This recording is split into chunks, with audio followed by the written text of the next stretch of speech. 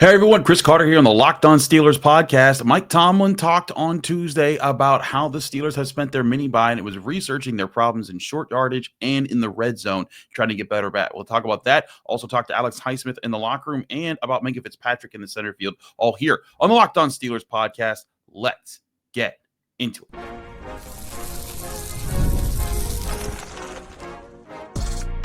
You are Locked On Steelers, your daily Pittsburgh Steelers podcast, part of the Locked On Podcast Network, your team every day.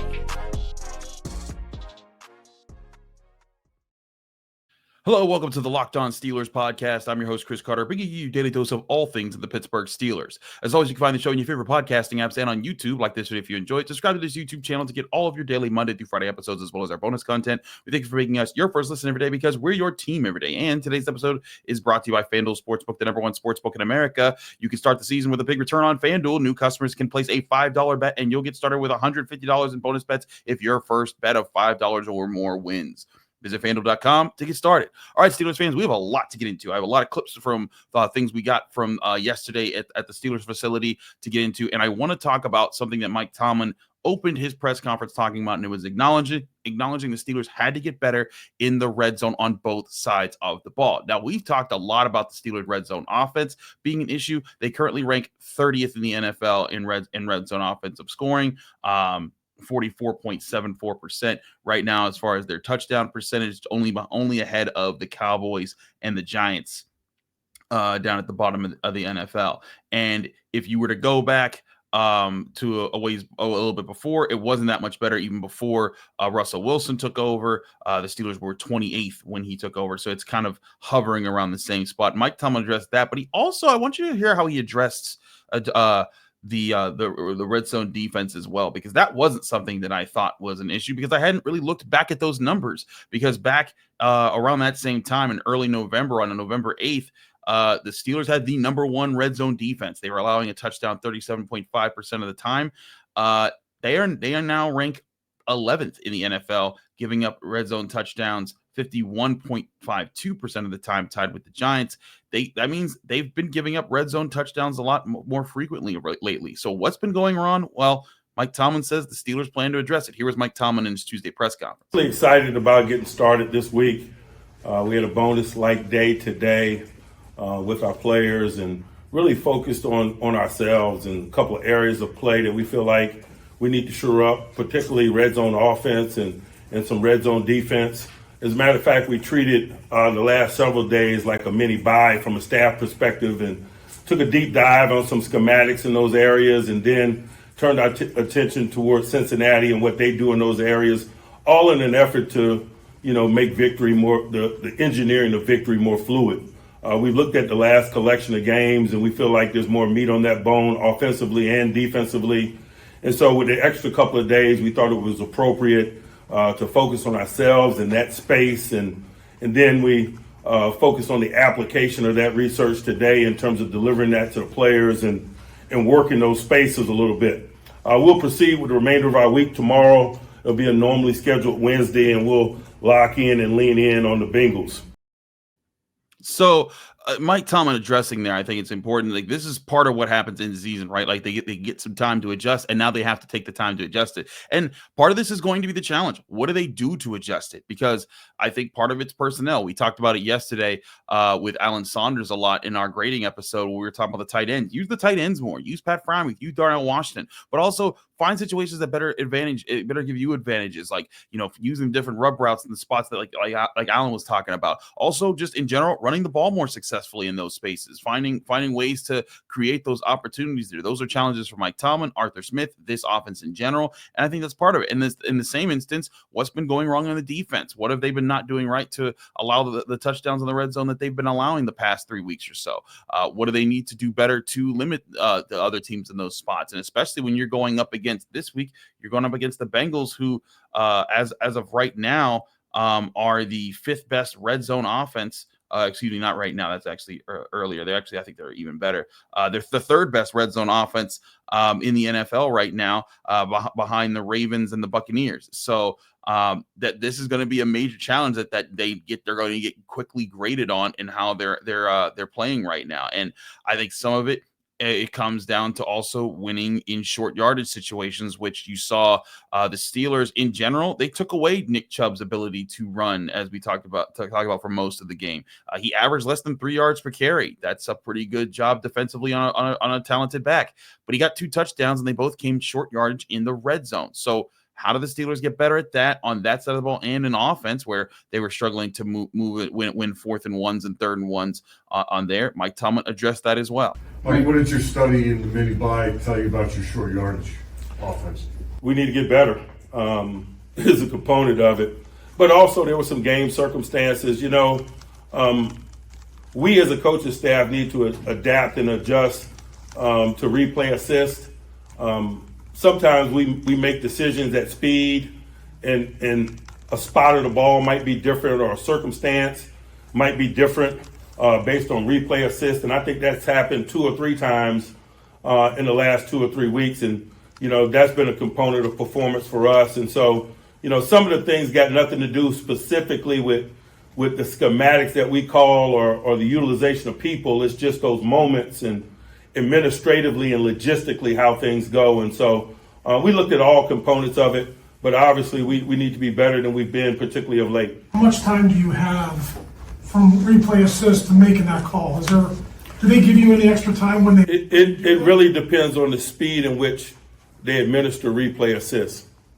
And so, that's subject to vary.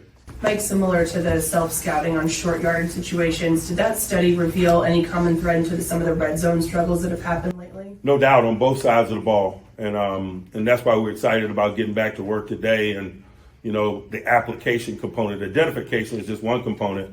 Application is probably more significant in terms of what are we going to do to rectify it, both in schematics and with manpower. As far as red zone offense goes, is it a personnel thing, a play calling thing, a mix of the two?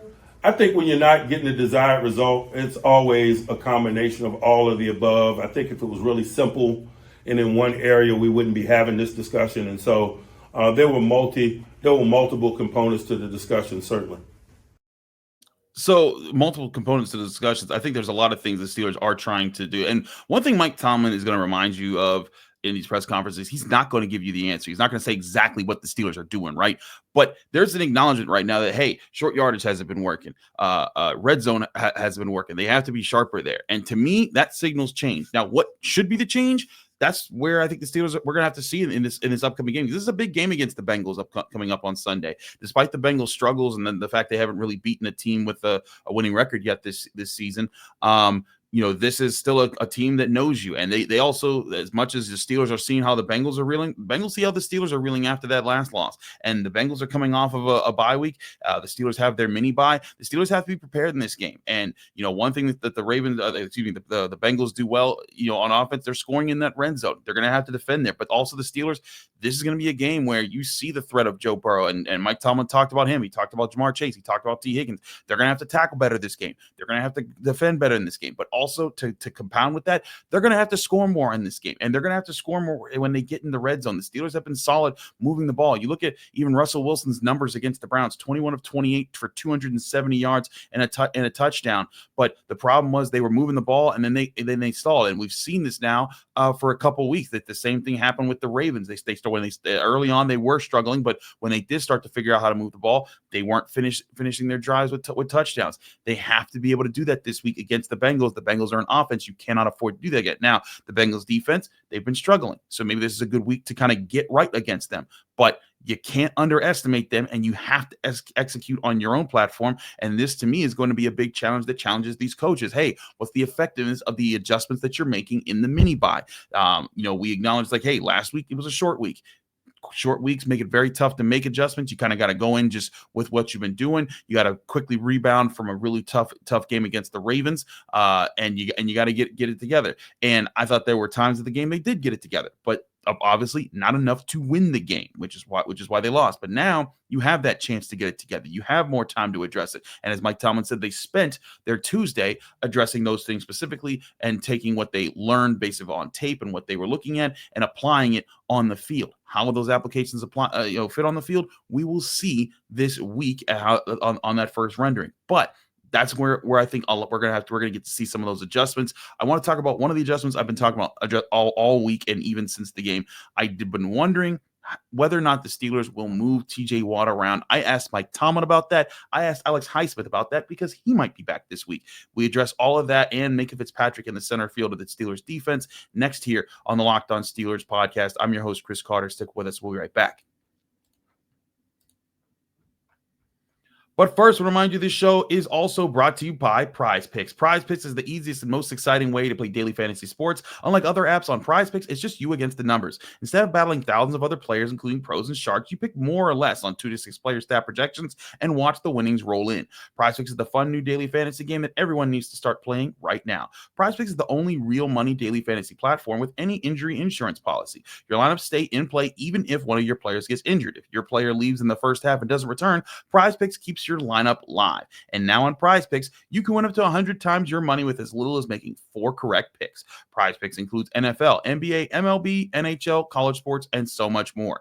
Download the Prize Picks app or go to prizepicks.com to sign up and play daily fantasy sports. That's prizepicks.com/LockedOnNFL. Use code LockedOnNFL, and you'll get $50 instantly when you play just $5. That's code LockedOnNFL to receive a $50 bonus for just playing $5, and that's on Prize Picks. Prize Picks, run your game. We're also brought to you by Skylight Frames. Missing someone this holiday season and want them to be part of your festivities from afar? Or do your loved ones live far away but wish you can bring them close to you? Well, get the Skylight digital picture frame, the most personal and thoughtful gift that's easy to personalize for this holiday season. We've got up the perfect gift for you. Skylight Frame is the touchscreen digital photo frame your whole family will love. Upload thousands of photos with your phone and watch them appear in seconds. Setup takes less than 60 seconds. Invite friends and family to easily share photos via the Skylight mobile app or email. No account or subscription required. It only takes a tap on your phone to send new photos to a frame all the way across the country. It's the fastest, easiest way to keep loved ones in the loop. They'll feel so much more connected to you. And now, as a special limited time offer for our listeners, get $20 off your purchase of a Skylight frame when you go to skylightframe.com/NFL. That's SKYLIGHTFRAME.com/NFL. Get $20 off your purchase now at skylightframe.com/NFL. That's $20 off Skylight Frame at skylightframe.com/NFL.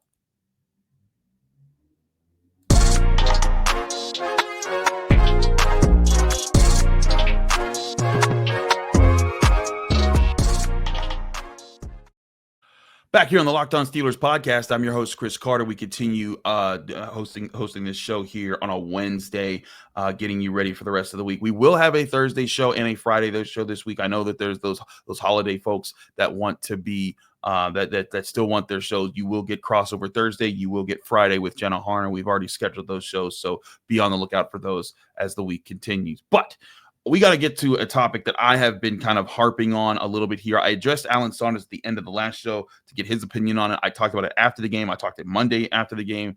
And it's whether or not the Steelers should be moving TJ Watt. As I said, back when they faced the Giants, the Steelers moved TJ Watt simply for 4 plays on the other side of the formation. And that alone, we did a whole show here about it too after that happened. And it was acknowledged that, hey, they moved him around just enough to make the Giants have to communicate a little bit more. And when they did, it led to some miscommunications. He got more one-on-ones. He got 6 pressures in that game. He got a sack, 2 sacks maybe, and he got a forced fumble that changed the game, recovered the fumble himself. Since then, they haven't been doing it, and he hasn't been getting pressures. The most pressures he's gotten in the game is 2, and that is something that they could use to change. But we also have to acknowledge the Steelers edge rushers as a group have been facing lots of injuries. They just got Preston Smith in as the extra backup. Alex Highsmith's missed several games, and as Mike Tomlin pointed out, both Alex Highsmith and Nick Herbig have missed more games than they have played, and that's funny. I didn't think of it that way, but he was very right about that, and that's something the Steelers have had it going on for them, and maybe that's limited them moving TJ Watt around as much as they should. But there's also the question: do they want to, or are there other issues that they can use that they have to overcome that are more about the pass rush? And Mike Tomlin took some time to address to address that situation. But I also wanted to address what Alex Highsmith first. Here's Alex Highsmith talking about how they're handling that in the Steelers locker room. It does seem like he's going to get a chance to play this weekend. Alex, I know that you haven't been on the field, but you've been in the meeting room. You guys moved TJ around a lot more against the Giants, and since then haven't done as much. Has there been a reason for a drawback on that, or is that just a week-to-week thing? I don't know. I think it's just a week-to-week thing, and I think we might get back into that some this week. So we'll see. But I know that they're trying to do what they can to get him up, free him up, and like I said, when I was in that Giants game, we're doing things to try and free him up to get those one-on-ones. So it'll be a weekly thing. So we'll see what we got playing this week. Is there something that you're seeing offenses do that's having success taking TJ out of it? Yeah, I think just it's nonstop trips, and we have a guy like that, and teams are game planning him. That's what they have to do, and so. But I know he's gonna defeat those, and he's gonna get back there and make a bunch of plays because that's who he is. His whole career he's been chipped, and he's gotten those double blocks, but he's setting record numbers every single year, and so we know the type of player that he is, and he's gonna. I'm just looking forward to see what he does this week and the rest of the season. So Alex Highsmith addressing that, and he's going to praise TJ Watt. That's his teammate. But I think that part of what the Steelers are trying to do here is they're trying to get TJ Watt, those favorite matchups, to be that dominant player still. Because what teams are doing when I'm looking at the All-22, it's not just putting another guy on him. It's making sure that he has to line up outside the tight end, further out from the play, and making sure that the play is either going so quickly that he can't be the person who impacts it. And again, the Steelers are still one of the best defenses in the NFL in teams doing that, but you want TJ Watt to still be the game record that he can be, and you want to put him in better situations to do that. So I thought that it was pretty good of Pittsburgh media in general, not just me.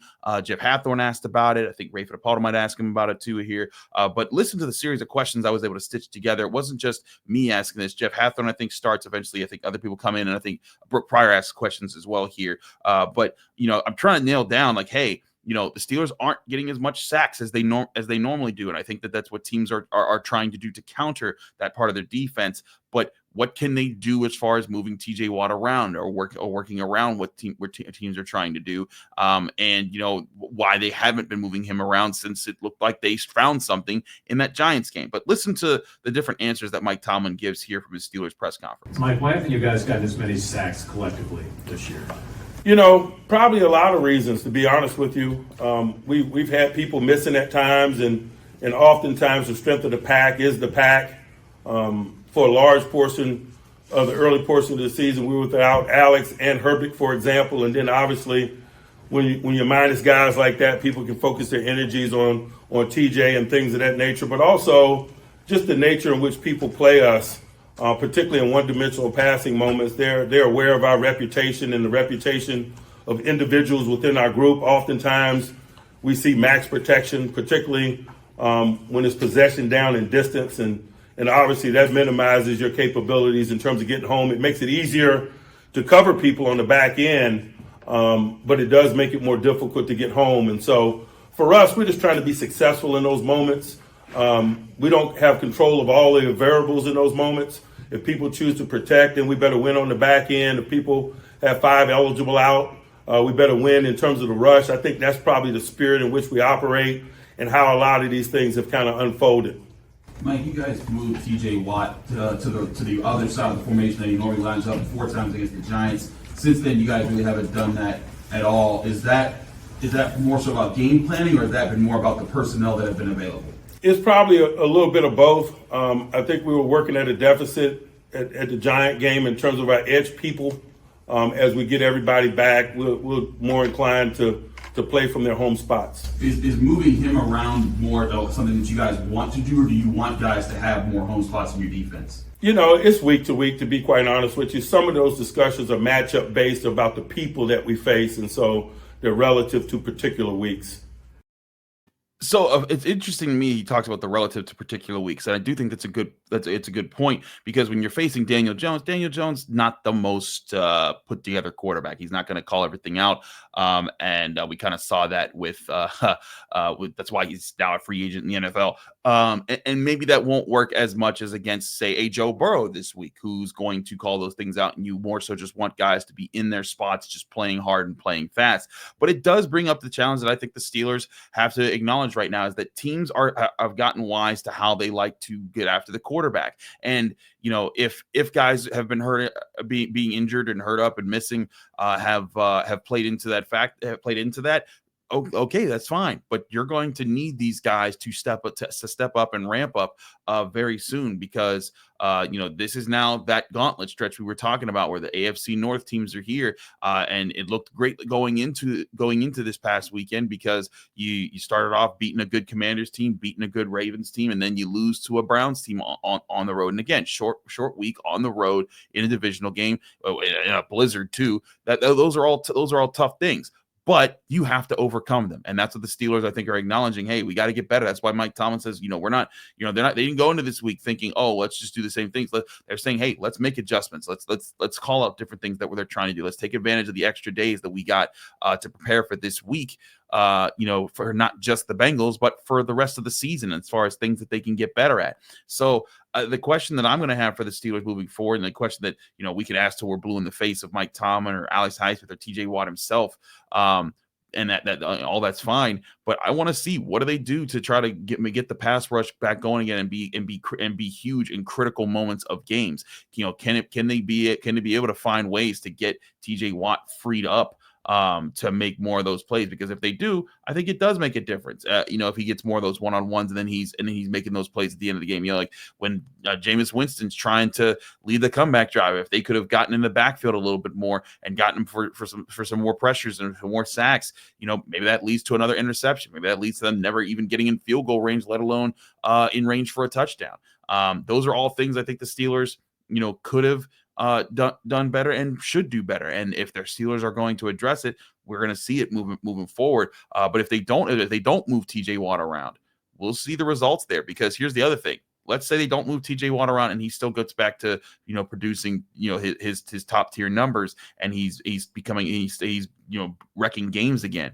Maybe that just shows, hey, that wasn't the issue. It was something else that was going on that the Steelers are working on. We have to see what they'll do. TJ Watt's led the NFL in sacks 3 out of the last 4 years. Let's see what the Steelers do to try to get him back in the running to do that for a 4th time in 5 years. We'll address that, but we also have to address Minkah Fitzpatrick, because that is a question that we keep getting hammered with over and over and over and over and over, because they see him lose on a route here and a route there, or they see that he doesn't have interceptions since 2022. What is going wrong with Minkah Fitzpatrick? Mike Tomlin addressed that as well, because I asked him about that. And I also want to show you guys some numbers that kind of validate what his point is about Minkah Fitzpatrick. We'll do that next here on the Locked On Steelers podcast. I'm your host, Chris Carter. Stick with us. We'll be right back.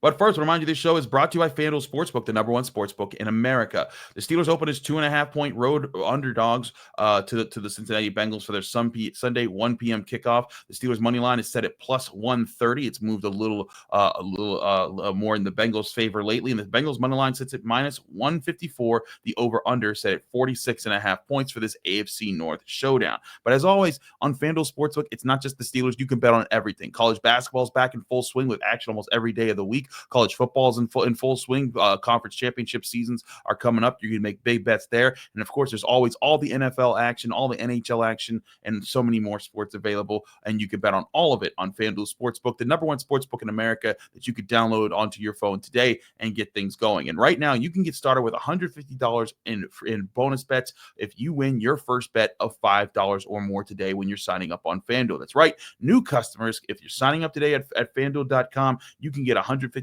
in free bets when you hit on your first bet of just $5 or more, only on FanDuel.com. Visit FanDuel.com today to download America's #1 sportsbook.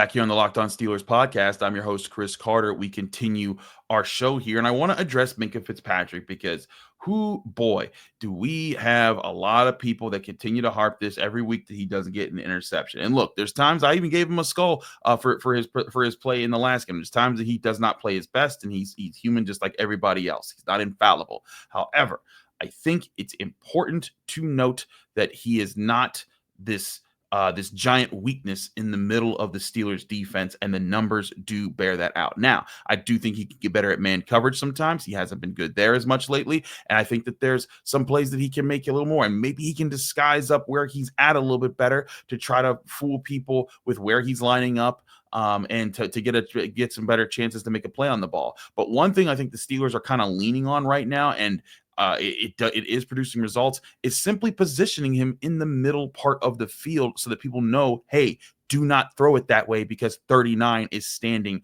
right there.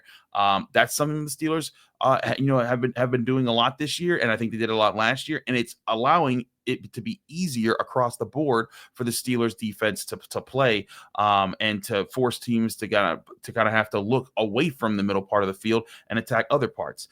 When I asked Mike Tomlin about that, here is what he said, and he kind of related it to a point that I made. If you go way back to the middle part of the season, I said, hey, they're playing the Falcons. They got that guy, Jesse Bates. He's one of the best safeties in the league. He plays for the Falcons, used to play for the Bengals. I've seen that guy. They should avoid him, and the Steelers did, and it paid off for him. Look what Mike Tomlin had to say when I asked him and how he brings up Jesse Bates the same way I talked about him back then. Mike, Minkah has produced as far as turnovers, but you guys are giving up among the fewest production in the middle part of the field. What does he do that might be overlooked by people who don't see what he's doing in the back end of the defense? People don't throw the ball in that space.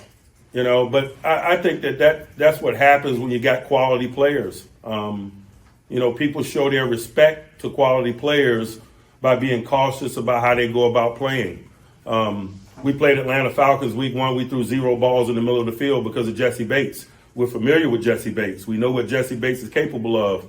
A few weeks after we played him, somebody threw the ball in the middle of the field and he won the game for Atlanta Falcons. And so that's just football in the NFL. You better be cognizant of the personnel and unique skill sets, and you show respect to those talents by being thoughtful about how you attack them. And that's the thing. People are being very thoughtful about how they attack the Steelers defense, and they're trying to avoid at all costs Minkah Fitzpatrick in those situations. And again, it's not like they're not going to throw his way at all, but they are limiting where they're going. And one thing, Derek Bell pointed this out a few weeks ago, and it still holds to this point. The Steelers are the best middle of the field defending pass defense in the NFL right now. And here's the numbers on screen if you don't believe me. They are when you look at these numbers as I have them on screen for you, I'll read them out for our audio audience here. Teams have thrown at the Steelers in the middle part of the field 117 times. That is the lowest in the NFL. And the Steelers also have only allowed 89 completions in the middle part of the field. That's also the lowest in the NFL by about 14 passes. The Eagles are next, and the Packers after that. They've also allowed the fewest catchable passes, what they would be deemed there, at 101 in the NFL. They've also allowed only 1,008 gross yards, as far as 1,008 overall yards, period, in the middle part of the NFL, in the middle part of the field. That is also the lowest in the NFL by about 60 yards. And the next closest team is the Panthers, who no one throws down the middle part of the field because they can run the ball on, because they're always up on the Panthers, because the Panthers are just that bad of a team. But you look at it there, teams don't want to go to that part of the field. And it shows over time with what the Steelers are trying to do defensively. They also have only given up 4 passing touchdowns in the middle part of the field this year. That's the lowest in the league. Again, I think it's all about the teams are trying to avoid Minkah Fitzpatrick. I've said it time and time again. Now, again, there's times where things could be a little bit better. There were a couple times in the game where I thought the Browns were able to hit a seam or a spot where Minkah Fitzpatrick could have gotten there. But maybe I think partially the poor conditions because of the blizzard and stuff that slows down defenders on the second level trying to make plays on the ball. And that was really the first time in a while that I'd seen anyone even try those. And I think it was because of those conditions that Jameis Winston was more comfortable in doing that. But I think moving forward, the Steelers defense, it's still doing the job of limiting teams in general from getting serious movement. This is still the number 4 scoring defense in the NFL, giving up less than 17 points per game. It's the number 10 overall yardage defense in the NFL right now. They're still getting the job done in a lot of respects. And Minkah Fitzpatrick being in the middle part of the field, just simply scaring people away from him, is still a very valuable asset. Now, would you like to see him make plays? Sure, and I think he could make some more of those plays. But when you're getting a smaller sample size because teams are avoiding him, that's something that you can use to your advantage. I think it's something the Steelers should use more to their advantage, and they should be able to create more turnovers. Heck, they did create 3 turnovers in this last game. They just came up short in the end there. But the bottom line is Minkah Fitzpatrick is not some gaping hole in the middle of the defense that people will try to make you believe simply because he hasn't been getting interceptions of late. But should he get interceptions? I think that's something the Steelers could work on, and I think that's something they will work on, as throughout the season, trying to get more situations where maybe they can fool teams about where he's at. But there'll be more to discuss about how they take things on. How will they face the Cincinnati Bengals? Well, we got Crossover Thursday coming up for you. We got the guys of Locked On Bengals joining us for your Thanksgiving show. We'll still have that forward. And then we'll also have Jenna Harner on Friday giving you your final preview for Steelers Bengals and all the things to look for this holiday weekend. Happy Thanksgiving to everybody. We'll see you again on Thanksgiving right here on the Locked On Steelers podcast. I'm your host, Chris Carter. Follow me on Twitter and Instagram at Carter Critiques. Read my work at the Pittsburgh Post-Gazette, post-gazette.com. Find me here on the Locked On Steelers podcast every day, Monday through Friday. I'm right here on your favorite podcasting app and on YouTube. Like this video if you enjoyed it. Subscribe to this channel to get all of those episodes. Back here on Thanksgiving with more on the Locked On Steelers podcast.